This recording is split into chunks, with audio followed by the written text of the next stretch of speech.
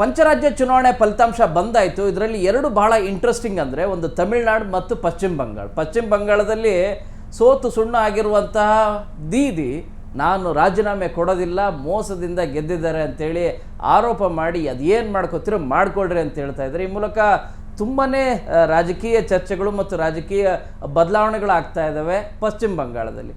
ಮತ್ತೊಂದು ಕಡೆಗೆ ತಮಿಳುನಾಡಿನಲ್ಲಿ ಎಲ್ಲರೂ ಕೂಡ ಅಂದ್ಕೊಂಡಿದ್ದು ಏನು ಅಂತಂದರೆ, ಭಾರತದ ಚುನಾವಣಾ ಇತಿಹಾಸದಲ್ಲಿ ಫಾರ್ ದ ಫಸ್ಟ್ ಟೈಮ್ ಆಂಧ್ರದಲ್ಲಿ NTR ಒಂದು ಪಾರ್ಟಿಯನ್ನು ಕಟ್ತಾರೆ. ಕಟ್ಟಿದ ಕೆಲವು ತಿಂಗಳು ಅನಿಸುತ್ತೆ, ಒಂದು ವರ್ಷನೂ ಕೂಡ ಇಲ್ಲ ಅನಿಸುತ್ತೆ, ಅವರು ಪಾರ್ಟಿ ವಿಜಯ ಸಾಧಿಸ್ತಾರೆ.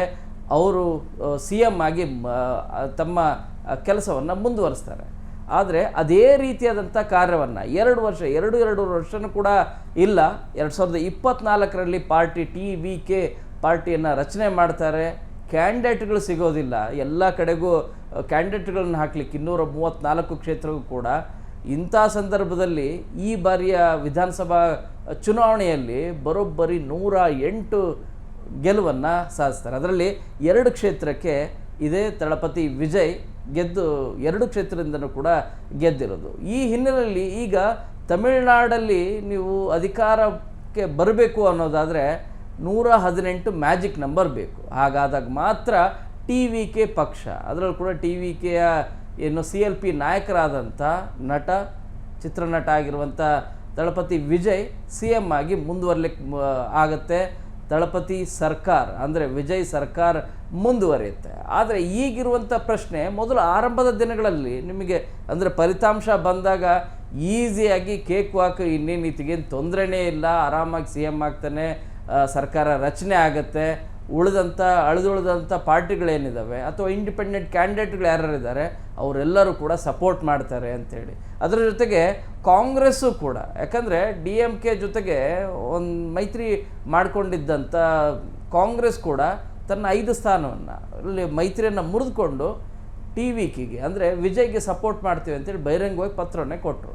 ಸೊ ಇದಾದಮೇಲೆ ಮುಗಿದೋಯ್ತು, ಇನ್ನೇನು ಆರಾಮ್ಸೆ TVK ಅಂದರೆ ವಿಜಯ್ CM ಆಗ್ತಾರೆ, ಅವರ party for the first time ಶುರುವಾಗುತ್ತೆ, ವಿಜಯ್ ಸರ್ಕಾರ ಶುರುವಾಗುತ್ತೆ ಅಂತಲೇ ಎಲ್ಲರೂ ಅಂದ್ಕೊಂಡಿದ್ರು. ಆದರೆ ಕೆಲ ಗಂಟೆಗಳ ಹಿಂದೀಚೆಗಷ್ಟೇ ಆಗ್ತಿರುವಂಥ ರಾಜಕೀಯ ಪಲ್ಲಟ, ರಾಜಕೀಯ ಬದಲಾವಣೆ ನಿಜವಾಗಲೂ ಕೂಡ ಕಳೆದ 60 ವರ್ಷದಿಂದ 6 ದಶಕದಿಂದ ಅಧಿಕಾರವನ್ನು ಹಂಚಿಕೊಂಡೇ ಬಂದಿದ್ದರು. ಆದರೆ ಒಂದು ಕಡೆಗೆ ದ್ರಾವಿಡ ಪಾರ್ಟಿಗಳು ಎರಡೂ ಕೂಡ DMK ಅಥವಾ AIDMK ಇವೆರಡು ಬದ್ಧ ವೈರಿಗಳು. ಒಂದು ಗೆದ್ದರೆ DMK ಗೆಲ್ತಾರೆ, ಇಲ್ಲ AIDMK ಗೆಲ್ತಾರೆ, ಬೇರೆಯವರಿಗೆ ಅವಕಾಶನೇ ಇಲ್ಲ. ಅದರಲ್ಲೂ ಕೂಡ ರಾಷ್ಟ್ರೀಯ ಪಕ್ಷಗಳಿಗೆ ತಮಿಳುನಾಡಿನಲ್ಲಿ ಅವಕಾಶನೇ ಇಲ್ಲದೆ ಇರುವಂಥ ಪರಿಸ್ಥಿತಿ ಇತ್ತು. ಆದರೆ ಕಳೆದ ಬಾರಿಯ ವಿಧಾನಸಭಾ ಚುನಾವಣೆಯಲ್ಲಿ ಇವೆರಡಕ್ಕೆ ಟಕ್ಕರ್ ಕೊಟ್ಟಿದ್ದು ಯಾವುದು ಅಂದರೆ ವಿಜಯ್ ಸ್ಥಾಪನೆ ಮಾಡಿದಂಥ ಹೊಸ ಪಾರ್ಟಿ TVK. ಈ ಬಾರಿಯ ವಿಧಾನಸಭಾ ಚುನಾವಣೆಯಲ್ಲಿ 108 ಸ್ಥಾನಗಳನ್ನು ಗೆಲ್ಲಲಿಕ್ಕೆ ಸಾಧ್ಯ ಆಗಿದೆ. ಈ ಮೂಲಕ ವಿಜಯ್ ಅದ್ಭುತವಾದಂಥ ಸಾಧನೆಯನ್ನು ಮಾಡಿದ್ದಾರೆ for the first time. But ಸಮಸ್ಯೆ ಏನಂದರೆ ಮ್ಯಾಜಿಕ್ ನಂಬರ್ 234 ಸೀಟ್ ಇರೋದು, ಅದರ ಅರ್ಧದಷ್ಟು ಬೇಕು ಅನ್ನೋದಾದರೆ ಮ್ಯಾಜಿಕ್ ನಂಬರ್ ಏನಿದೆ 118 ಸೀಟನ್ನು ಪಡಿಲಿಕ್ಕೆ ಅವರು ಸಾಧ್ಯ ಆಗಿಲ್ಲ. ಅವ್ರಿಗೆ ಬೇಕಾಗಿರೋದು 10 ಸೀಟ್ಗಳು, 108 ತಾವು ಗೆದ್ದಿರುವಂಥ ಸ್ಥಾನಗಳು, ಅದರ ಜೊತೆಗೆ 10 ಸೀಟ್ಗಳು ಬೇಕು, 118 ಬೇಕು. ಇದರಲ್ಲಿ ಈಗಾಗಲೇ ಕಾಂಗ್ರೆಸ್ 5 ಸ್ಥಾನಗಳನ್ನು ಕೊಡ್ತೇವೆ, ಬೆಂಬಲವನ್ನು ಕೊಡ್ತೇವೆ ಅಂತ ಹೇಳಿದ್ದಾರೆ. ಹಾಗಾದರೆ ಇನ್ನುಳಿದಂಥ 5 ಸ್ಥಾನಗಳಿಗೆ ಈಗಾಗಲೇ ಸಾಕಷ್ಟು ಪ್ರಯತ್ನಗಳೆಲ್ಲವೂ ಕೂಡ ಆಗ್ತಾ ಇದ್ದಾವೆ. ಬಟ್ ಆದರೆ ಯಾರೂ ಕೂಡ ಸಪೋರ್ಟ್ ಮಾಡ್ತಾ ಇಲ್ಲ ಅನ್ನುವಂಥ ಮಾಹಿತಿ ಲಭ್ಯ ಆಗ್ತಾ ಇದೆ. ಇದರ ಹಿಂದೆ ಅಂದರೆ ನಿಮಗೆ ನಿನ್ನೆ ಮೊನ್ನೆ ಚರ್ಚೆ ಆಗಿದ್ದೇನೆಂದರೆ DMKಯಲ್ಲಿರುವಂಥ ಪಾರ್ಟಿಯವರು ಅಥವಾ AIDMKಯಲ್ಲಿರುವಂಥ ಎಸ್ಪೆಷಲಿ AIDMKಯಲ್ಲಿರುವಂಥ ಒಂದು ತಂಡ ಏನಿತ್ತು, ನಿಮಗೆ ಮೇನ್ ಇರುವಂಥ ನಾಯಕರನ್ನ ಬಿಟ್ಟು ಉಳಿದಂಥ ಶಾಸಕರೆಲ್ಲರೂ ಕೂಡ ಒಂದು ಸಭೆಯನ್ನು ಮಾಡ್ತಾರೆ, ಸಪೋರ್ಟ್ ಕೊಟ್ಬಿಡೋಣ TVKಗೆ, ನಮಗೆ ಅನುಕೂಲ ಆಗುತ್ತೆ ಅಂಥೇಳಿ. ಬಟ್ ವಿಜಯ್ ಹೇಳಿದ್ದು, ನಾನು DMK ಸಪೋರ್ಟು ಇಲ್ಲದೆ AIDMK ಸಪೋರ್ಟು ಇಲ್ಲದೆ ಸರ್ಕಾರ ರಚನೆ ಮಾಡ್ತೀನಿ, ನಾನು ಒಬ್ಬನೇ ರಚನೆ ಮಾಡ್ತೀನಿ ಅಂತೇಳಿ ಅತಿಯಾದಂಥ ಆತ್ಮವಿಶ್ವಾಸದಲ್ಲಿ ಹೇಳಿಕೆಗಳನ್ನು ನೀಡಿದರು. ಅಫ್ಕೋರ್ಸ್ ಅದೇ ರೀತಿಯಾದಂಥ ಸಿಚುವೇಶನ್ ಇತ್ತು. ಕೆಲವು ವಿಧಾನಸಭಾ ಕ್ಷೇತ್ರದಲ್ಲಿ ಕಡಿಮೆ ಅಂತರದಲ್ಲಿ ಗೆಲುವನ್ನು ಸಾಧಿಸಿದ್ದಾರೆ, ಕೆಲವು ವಿಧಾನಸಭಾ ಕ್ಷೇತ್ರದಲ್ಲಿ ಕಡಿಮೆ ಅಂತರದಿಂದ ಸೋಲನ್ನು ಕೂಡ ಅನುಭವಿಸಿದ್ದಾರೆ. ಈ ಹಿನ್ನೆಲೆಯಲ್ಲಿ ಈಗ ಮ್ಯಾಜಿಕ್ ನಂಬರನ್ನು ತೆಗೆದುಕೊಳ್ಳೋದೇ ಭಾಳ ದೊಡ್ಡ ಪ್ರಶ್ನೆಯಾಗಿ ಉಳಿದಿದೆ.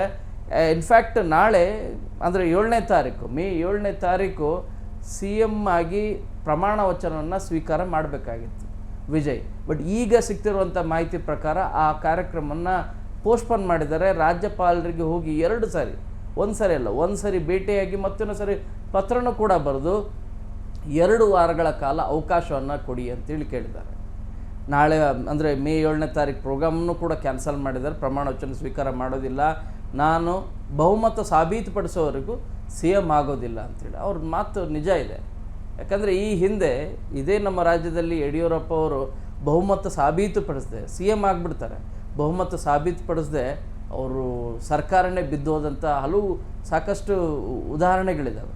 ಈ ಹಿನ್ನೆಲೆಯಲ್ಲಿ ವಿಜಯ್ ತೆಗೆದುಕೊಂಡಂಥ ನಿರ್ಧಾರ ನಿಜವಾಗಲೂ ಕೂಡ ತುಂಬಾ ಇಂಪಾರ್ಟೆಂಟ್. ಆದರೆ ಈಗ 5 ಸ್ಥಾನಗಳು ಯಾರು ಸಪೋರ್ಟ್ ಮಾಡ್ತಾರೆ, 5 ಶಾಸಕರು ಯಾರು ಸಪೋರ್ಟ್ ಮಾಡ್ತಾರೆ ಅನ್ನೋದೇ ತುಂಬಾ ಇಂಪಾರ್ಟೆಂಟ್. ಕಾಂಗ್ರೆಸ್ ಏನೋ ಸಪೋರ್ಟ್ ಮಾಡಿಬಿಡ್ತು. ಬಟ್ ಇದರಲ್ಲಿ ಒಂದು ಭಾಳ ಪ್ರಮುಖವಾಗಿ ಒಂದು ಲೋಕಲ್ ಪಾರ್ಟೀಸ್ಗಳೇನಿದ್ದಾವೆ ಅದರಲ್ಲಿ IUML ಅಂತೇಳಿ 2 ಸ್ಥಾನವನ್ನು ಗೆದ್ದಿದೆ. ಅವರು ಸಪೋರ್ಟ್ ಮಾಡ್ತಾರೆ ಅಂಥೇಳಿ ಭಾಳಷ್ಟು ವಿಶ್ವಾಸದಿಂದಿದ್ದರು. ಬಟ್ IUML ಈಗ ನಾವು ಸಪೋರ್ಟ್ ಮಾಡೋದಿಲ್ಲ ಅಂತ ಹೇಳ್ತಾ ಇದ್ದಾರೆ. ಯಾಕಂದರೆ ಈ ರೀತಿ ಇರುವಂಥ ಪಾರ್ಟಿಗಳು ಯಾವುವು ಅಂತ ಮೊದಲೇ ಹೇಳ್ಬಿಡ್ತೀನಿ. DMK ಮತ್ತು AIDM ಜೊತೆಗೆ ಮೈತ್ರಿ ಮಾಡ್ಕೊಂಡು ಬಂದಿದ್ದು ಕಳೆದ 30 ವರ್ಷದಿಂದನೂ ಕೂಡ, ಕೆಲವು 40 ವರ್ಷದಿಂದ, ಕೆಲವು 60 ವರ್ಷದಿಂದನೂ ಕೂಡ. ಲೆಫ್ಟ್ ಪಾರ್ಟೀಸ್ಗಳು ಕೂಡ ಇದ್ದಾವೆ, ಅವರು ಈ ಸರಿ ಗೆದ್ದಿದ್ದಾರೆ. ಅವ್ರು ಯಾರು ಕೂಡ ಒಂದು DMKಗೆ ಸಪೋರ್ಟ್ ಮಾಡ್ತಾ ಇದ್ದಾರೆ. ಮೊದಲು ಯಾರು ಮೈತ್ರಿ ಇತ್ತೋ ಅದ್ರ ಜೊತೆಗೆ ಸಪೋರ್ಟ್ ಮಾಡ್ತಾ ಇದ್ದಾರೆ. ಇಲ್ಲ AIDMK ಜೊತೆಗೆ ಯಾರು ಮೈತ್ರಿ ಮಾಡ್ಕೊಂಡಿದ್ರು ಅವ್ರಿಗೆ ಮಾತ್ರ ಸಪೋರ್ಟ್ ಮಾಡ್ತೀವಿ, TVKಗೆ ಸಪೋರ್ಟ್ ಮಾಡಬಾರ್ದು ಅಂತ. ಯಾಕೆ ಅಂತಂದರೆ ಇಲ್ಲಿವರೆಗೂ ಒಂದು DMK ಅಧಿಕಾರ ಚಲಾಯಿಸ್ತಾ ಇತ್ತು, ಇಲ್ಲದೇ ಇದ್ದರೆ AIDMK ಅಧಿಕಾರ ಚಲಾಯಿಸ್ತಾ ಇತ್ತು. ಫಾರ್ ದ ಫಸ್ಟ್ ಟೈಮ್ ಇಬ್ಬರು ಬದ್ಧವೈರ ಪಾರ್ಟಿಗಳೇನಿದ್ದಾವೆ, ಬದ್ಧವೈರಿ ಪಾರ್ಟಿಗಳು, ಇವರಿಬ್ಬರು ಕೂಡ ಸೇರಿ ಸರ್ಕಾರ ರಚನೆ ಮಾಡೋದು ಬಗ್ಗೆ ಯೋಚನೆ ಆಗ್ತಾಯಿದೆ, ಚರ್ಚೆ ಆಗ್ತಾಯಿದೆ. ಯೋಚನೆ ಅಲ್ಲ, ಚರ್ಚೆ ಆಗ್ತಾಯಿದೆ. ಬದ್ಧವೈರಿಗಳು ಚರ್ಚೆ ಮಾಡ್ತಾ ಇದ್ದಾರೆ. ಯಾಕೆ ಅಂದರೆ ವಿಜಯನ್ಗೆ ಅಧಿಕಾರವನ್ನು ಕೊಡಬಾರ್ದು ಅನ್ನೋ ಕಾರಣಕ್ಕೆ ದ್ರಾವಿಡ ಪಾರ್ಟಿಗಳೇ ಅಧಿಕಾರವನ್ನು ಚಲಾವಣೆ ಮಾಡಬೇಕು ಅಂತೇಳಿ. ಹೇಗೆ ಇದು ಪ್ಲ್ಯಾನು ಅಂತಂದರೆ, ಮೊದಲು 2.5 ವರ್ಷ ಒಂದು ಪಾರ್ಟಿ ಅಧಿಕಾರ ನಡೆಸುತ್ತೆ, ಆ ನಂತರ ಉಳಿದಂಥ 2.5 ವರ್ಷ ಮತ್ತೊಂದು ಪಾರ್ಟಿ ಅಧಿಕಾರ ನಡೆಸುತ್ತೆ. ಇದಕ್ಕೆ ಪರಸ್ಪರವಾಗಿ 2 ಪಾರ್ಟಿಗಳು ಕೂಡ ಒಪ್ಪಬೇಕು, ಸಹಕಾರವನ್ನು ಕೊಡಬೇಕು. ಹಾಗಾದಾಗ ಮಾತ್ರ ಇದು ಒಂದು ರೀತಿ ಸಮ್ಮಿಶ್ರ ಸರ್ಕಾರ ಇದು. ಆದರೆ ಬದ್ಧವೈರಿಗಳು ಸಮ್ಮಿಶ್ರ ಸರ್ಕಾರ ಮಾಡಲಿಕ್ಕೆ ಹೊರಟಿರೋದು ಹೇಗಾಗತ್ತೆ ಇದನ್ನು ಕೂಡ ನೋಡ್ತಾ ಹೋಗೋಣ. ಮೊದಲನೇದಾಗಿ ಯಾರ್ಯಾರು ಎಷ್ಟೆಷ್ಟು ಸೀಟ್ಗಳನ್ನು ಗೆದ್ದಿದ್ದಾರೆ, ಯಾವ್ಯಾವ ಪಾರ್ಟಿ ಅಂಥೇಳಿ. ಒಟ್ಟು 234 ಕಾನ್ಸ್ಟಿಟ್ಯೂನ್ಸಿ ತಮಿಳುನಾಡಲ್ಲಿ. TVK ಅಂದರೆ ನಟ ವಿಜಯ್ ಪಾರ್ಟಿ 108 ಸ್ಥಾನಗಳು. DMK 59, ಆಡಳಿತಾರೂಢ ಪಾರ್ಟಿ, ಸ್ಟಾಲಿನ್ ಮುಖ್ಯಮಂತ್ರಿ ಆಗಿದ್ದಂಥ ಪಾರ್ಟಿ 59. ಇನ್ಫ್ಯಾಕ್ಟ್ ಸ್ಟಾಲಿನ್ನೇ ಅವರು ಸೋತಿದ್ದಾರೆ, ಅವರ ಮಗ ಗೆದ್ದಿರೋದು, ಅವರೇ ಸೋತಿದ್ದಾರೆ. ADMK 47 ಸ್ಥಾನಗಳನ್ನು ಗೆದ್ದಿದೆ. ಸೊ ಕಾಂಗ್ರೆಸ್ ಇರೋದು 5 ಸ್ಥಾನಗಳು.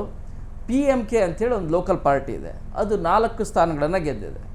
IUML ಅಂಥೇಳಿ 2 ಸ್ಥಾನವನ್ನು ಗೆದ್ದಿದೆ. ಇನ್ನು CPI 2 ಸ್ಥಾನವನ್ನು ಗೆದ್ದಿದೆ. ಹೀಗೆ ಒಟ್ಟು ಓವರಾಲ್ ಆಗಿರೋದು 234. ಇದರಲ್ಲಿ ರಾಜಕೀಯ ಲೆಕ್ಕಾಚಾರ ಹೇಗೆ ಬರುತ್ತೆ ಅಂತ ನೋಡೋದಾದರೆ 2 ಪಾಸಿಬಿಲಿಟೀಸ್ ಇರೋದೆ ವಿಜಯ್ಗೆ. ಏನು ಪಾಸಿಬಿಲಿಟೀಸ್ ಅಂದರೆ, ಒಂದು ಈಗ 108 ಸ್ಥಾನಗಳು, ಕಾಂಗ್ರೆಸ್ನ 5 ಸ್ಥಾನಗಳು, ಅದರ ಜೊತೆಗೆ ಲೋಕಲ್ ಪಾರ್ಟೀಸ್ಗಳು ಯಾವ್ಯಾವ ಸಪೋರ್ಟ್ ಮಾಡಿದ್ರು, ಒಂದು 5 ಸ್ಥಾನ ಸಪೋರ್ಟ್ ಮಾಡಿದ್ರೆ ಸರ್ಕಾರ ರಚನೆ ಮಾಡ್ಬೋದು. ಒಂದು ಈ ಪಾಸಿಬಿಲಿಟೀಸ್ ಭಾಳ ಒಳ್ಳೆಯದಿದು. ಬಟ್ ಆಗ್ತಾ ಇಲ್ಲ, ವಾಸ್ತವ ಪರಿಸ್ಥಿತಿ ನೋಡ್ತಾ ಹೋದರೆ ಸದ್ಯದ ಸಿಚುವೇಷನಲ್ಲಿ ಆಗ್ತಾ ಇಲ್ಲ. ಎರಡನೇದೇನು ಅಂತಂದರೆ, AIDMKಯ ಬಹಳಷ್ಟು ಶಾಸಕರು ಒಲವನ್ನು ತೋರಿಸ್ತಾ ಇದ್ದಾರೆ TVK ಜೊತೆಗೆ. 1/3 ರೀತಿಯಾಗಿ ಶಾಸಕರೆಲ್ಲರೂ ಕೂಡ TVKಗೆ ಸಪೋರ್ಟ್ ಮಾಡಿದರೆ AIDMKಯಲ್ಲಿ ಅವರ ನಾಯಕರು ಕೂಡ ವಿರೋಧ ಮಾಡಿದ್ರು ಕೂಡ ಏನು ಮಾಡಲಿಕ್ಕಾಗೋದಿಲ್ಲ. ಬಾಯ ಬೆಂಬಲದ ರೀತಿನೋ ಅಥವಾ ಸಪೋರ್ಟ್ ಮಾಡ್ತಿದ್ರ ರೀತಿನೋ ಸರ್ಕಾರವನ್ನು ರಚನೆ ಮಾಡ್ಬೋದಾಗಿದೆ AIDMK ಶಾಸಕರ ಬೆಂಬಲದೊಂದಿಗೆ. ಇಲ್ಲ ಇದು ಆಗಲ್ಲ ಅನ್ನೋದಾದರೆ DMK ಶಾಸಕರು ಏನಾದರೂ ಸಪೋರ್ಟ್ ಮಾಡಿದ್ರೆ, ಅದೇ ರೀತಿ 1/3 ರೀತಿ ಸಪೋರ್ಟ್ ಮಾಡಿದ್ರೆ ಹಾಗೂ ಕೂಡ ಮಾಡ್ಬೋದು. ಬಟ್ ವಾಸ್ತವ ಸ್ಥಿತಿ ಏನಂದರೆ DMK ಸಪೋರ್ಟ್ ಮಾಡುವಂಥ ಯಾವ ಲಕ್ಷಣಗಳಂತೂ ಇಲ್ಲ. AIDMK ಶಾಸಕರು ಸಪೋರ್ಟ್ ಮಾಡಲಿಕ್ಕೆ ಆ ರೀತಿಯಾದಂಥ ಪಾಸಿಬಿಲಿಟೀಸ್ ಇದೆ. ಆದರೆ ಸದ್ಯದ ಸಿಚುವೇಶನ್ ನೋಡ್ತಾ ಹೋದರೆ ಎರಡೂ ಬದ್ಧವೇರಿ ಪಾರ್ಟಿಗಳೇ ಸೇರಿ ಸಮ್ಮಿಶ್ರ ಸರ್ಕಾರ ಮಾಡ್ತಾ ಇದ್ದಾರೆ ಅಂದಾಗ TVKಗೆ ಹೋಗಿ ಸಪೋರ್ಟ್ ಮಾಡುವಂತಹ ಶಾಸಕರ ಸಂಖ್ಯೆ ಕಡಿಮೆ ಆಗ್ತಾ ಇದೆ ಅಂಥೇಳಿ ಈಗ ಮಾಹಿತಿ ಬರ್ತಾ ಇದೆ. ಹೇಗೆ ಅವರಿಬ್ಬರು ಮಾಡೋದಾದರೆ ಸಿಂಪಲ್, DMK 74 ಅಂದರೆ ಅದರ ಜೊತೆಗೆ ಮೈತ್ರಿ ಪಕ್ಷಗಳನ್ನು ಕೂಡ ಸೇರಿ ಹೇಳ್ತಾ ಇರೋದು, AIADMK ಏನಿದೆ ಇದು 52, ಇವೆರಡು ಸೇರಿದರೆ 126 ಆಗುತ್ತೆ. 126 ಆಗುತ್ತೆ. ಮ್ಯಾಜಿಕ್ ನಂಬರ್ 118 ಇರೋದು. ಇಬ್ಬರು ಕೂಡ ಸೇರಿ 2 ವರ್ಷ ನಾವು ಪಾರ್ಟಿ ಮಾಡಿ ಸರ್ಕಾರ ರಚನೆ ಮಾಡಿಬಿಡೋಣ, 2 ವರ್ಷ ನಾವು ರಚನೆ ಮಾಡ್ತೀವಿ, 2 ವರ್ಷ ನೀವು ರಚನೆ ಮಾಡಿ ಅಂತೇಳಿ. ಇದು ನಿಜವಾಗ್ಲೂ ಕೂಡ ಆಗತ್ತಾ? ಬಟ್ ಚಾನ್ಸಸ್ ಅಂತೂ ಆ ರೀತಿಯಾದಂಥ ಚಾನ್ಸಸ್ ಇದೆ. ಅದೇ ಕಾರಣಕ್ಕಾಗಿ ನಾಳೆ ನಡಿಬೇಕಾದಂಥ ಪ್ರಮಾಣ ವಚನ ಸ್ವೀಕಾರ ಏನಿದೆ ಆ ಕಾರ್ಯಕ್ರಮ ಪೋಸ್ಟ್ಪೋನ್ ಆಗ್ತಾ ಇದೆ ಅನ್ನುವಂಥ ಇನ್ಫಾರ್ಮೇಷನ್ ಈಗಷ್ಟೇ ಬರ್ತಾ ಇರೋದು. ಇನ್ನು TVK ಮತ್ತು ಕಾಂಗ್ರೆಸ್ ನೋಡ್ತಾ ಹೋದರೆ 108, 5 ಈ ಎರಡು ಸೇರಿದರೆ 112 ಸ್ಥಾನಗಳು. ಇದರಲ್ಲಿ ಒಂದು ಮೈನಸ್ ಆಗುತ್ತೆ TVKಗೆ, ಯಾಕಂದರೆ 2 ಸ್ಥಾನದಿಂದ ಗೆದ್ದಿರೋದು. ಒಂದಕ್ಕೆ ಯಾವುದಾದ್ರೂ ಒಂದು ವಿಧಾನಸಭಾ ಕ್ಷೇತ್ರಕ್ಕೆ ರಾಜೀನಾಮೆ ಕೊಡಬೇಕಾಗತ್ತೆ, ಆವಾಗ ಇನ್ನೂ ಒಂದು ಮೈನಸ್ ಆಗುತ್ತೆ. 107 + 5 ಅಂದರೆ 112 ಆಗುತ್ತೆ. 6 ಸ್ಥಾನಗಳು ಬೇಕು. 6 ಸ್ಥಾನ ಯಾರು 6 MLAಗಳು ಯಾರು ಸಪೋರ್ಟ್ ಮಾಡ್ತಾರೆ? 6 MLAಗಳು ಏನಾದರೂ DMKಯಿಂದ ಬರಲಿ ಅಥವಾ AIADMKಯಿಂದ ಬರಲಿ, ಆ ರೀತಿ ಏನಾದರೂ ಬಂದರೆ ಅನರ್ಹತೆ ತೂಗುಗತಿ ಅಂತ ಅವ್ರನ್ನ ಕಾಡ್ತಾನೆ ಇರುತ್ತೆ. ಬರೋದಾದರೆ 1/3 ರೀತಿಯಾಗಿ ಎಲ್ಲ ಶಾಸಕರು ಬರಬೇಕು. ಅವರ ಪಾರ್ಟಿಯಲ್ಲಿ ಎಷ್ಟು ಜನ ಗೆದ್ದಿದ್ದಾರೆ ಅದರಲ್ಲಿ 1/3 ಮೆಜಾರಿಟಿ ರೀತಿಯಾಗಿ DMKಯಿಂದ ಆಗಲಿ ಅಥವಾ AIADMK ಅಂದಾಗಲಿ ಬರಬೇಕು. ಇಲ್ಲವೇ ಇರುವಂತಹ ಲೋಕಲ್ ಪಾರ್ಟೀಸ್ಗಳೇನಿದ್ದಾವೆ ಈ ಪಾರ್ಟಿಗಳ ಮೂಲಕ ಬರಬೇಕು. ಯಾವುವು? PMK 4 ಶಾಸಕರಿದ್ದಾರೆ, IUML 2, CPI 2. ಇವರು ಏನಾದರೂ ಬಂದರೆ 8 ಸ್ಥಾನಗಳಲ್ಲಿ 8 ಶಾಸಕರಿದ್ದಾರೆ, ಇದರಲ್ಲಿ 6 ಜನ ಬಂದರೂ ಕೂಡ ನಡೆಯುತ್ತೆ. ಈಗಾಗಲೇ IUML ನಾವು ಬರೋದಿಲ್ಲ ಅಂತ ಹೇಳಿದ್ದಾರೆ. CPI ಕೂಡ ಇಲ್ಲ, ನಾವು ಸಪೋರ್ಟ್ ಮೊದಲಿಂದ ಏನು ಮೈತ್ರಿ ಪಾರ್ಟಿ ಇದೆ DMKಗೆ ಅವರಿಗೆ ನಾವು ಸಪೋರ್ಟ್ ಮಾಡ್ತೀವಿ ಅಂತೇಳಿ. PMK ಕೂಡ ಅದೇ ರೀತಿಯಾದಂಥ ಇರಾದೆ ಇದೆ. ಸೊ ಈ ಹಿನ್ನೆಲೆಯಲ್ಲಿ ಈಗ ನಿಜವಾಗಲೂ ಕೂಡ ಭಾಳಷ್ಟು ಪ್ರಶ್ನೆ ಇರೋದೇನೆಂದರೆ, ವಿಜಯ್ ಬಹಳನೇ ಕಷ್ಟಪಟ್ಟು ಅವರಿಗೆ ಜನ ಬೆಂಬಲ ಎಲ್ಲ ಇತ್ತು, ಅವರಿಗೆ ಗೆಲುವನ್ನು ಸಾಧಿಸಲಿಕ್ಕೆ ಜನರು ಅನುಕೂಲವನ್ನು ಮಾಡಿಕೊಟ್ರು. ಆದರೆ ಮ್ಯಾಜಿಕ್ ನಂಬರ್ ಬರುವಲ್ಲಿ ಭಾಳನೇ ಕಷ್ಟ ಆಗಿದೆ. ಸೊ ಈಗ ಸರ್ಕಾರ ರಚನೆ ಮಾಡ್ತಾರಾ ಇಲ್ಲ, CM ಆಗ್ತಾರಾ ಇಲ್ಲ, ತಮಿಳುನಾಡಲ್ಲಿ ಯಾರು CM ಆಗ್ತಾರೆ, ಯಾವ ಸರ್ಕಾರ ಬರುತ್ತೆ, ಈ ಎಲ್ಲ ಪ್ರಶ್ನೆಗಳು ಉದ್ಭವ ಆಗ್ತಾ ಇದೆ. ಕ್ಯಾಮರಾ ಪರ್ಸನ್ ಎಡ್ವಿನ್ ಜೊತೆ ಶರಣು ಹಂಪಿ, ನ್ಯೂಸ್ 18. ನಿರ್ಭೀತ, ನಿಷ್ಪಕ್ಷಪಾತ, ವಿಶ್ವಾಸಾರ್ಹ ಸುದ್ದಿಗಳಿಗೆ ಮತ್ತೊಂದು ಹೆಸರಾಗಿರುವಂತ ನ್ಯೂಸ್ 18 ಕನ್ನಡ ಈಗ ಆಪ್ನಲ್ಲೂ ಲಭ್ಯವಿದೆ. ದಯವಿಟ್ಟು ಇಲ್ಲಿರುವ QR ಕೋಡ್ ಅನ್ನ ಸ್ಕ್ಯಾನ್ ಮಾಡಿಕೊಂಡು ಆಪ್ ಅನ್ನ ಡೌನ್ಲೋಡ್ ಮಾಡೋದಕ್ಕೆ ಮರಿಬೇಡಿ. ನಿಮ್ಮ ಬೆಂಬಲ ಹೀಗೆ ಸದಾ ನಮ್ಮೊಂದಿಗಿರಲಿ. ಧನ್ಯವಾದ.